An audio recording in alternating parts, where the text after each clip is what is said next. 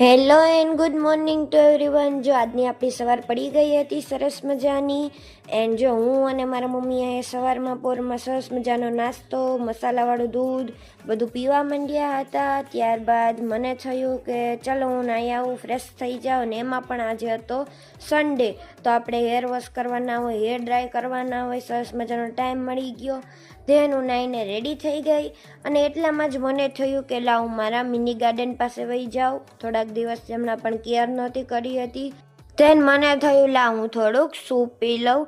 And મેં soup પીધો અને એટલામાં તો મમ્મી આવી ગયા. મમ્મી ક્યાં લે કે તું પાણીપુરી ખા ને ખા, તો પછી પાણીપુરી ખાધી. મજા આવી ગઈ, બહુ મજા આવી. અને ત્યારબાદ મેં બપોરનું જમવાનું બનાવ્યું. ધેન બપોરનું જમીને સરસ મજાના સૂઈ ગયા હતા. ધેન જાગીને અમે લચ્છી પી લીધી હતી સરસ મજાની, મેંગો અને ચોકલેટ ફ્લેવરની. મેં ચોકલેટ ફ્લેવરની પીધી હતી. ધેન મેં ચોકલેટ ખાધી.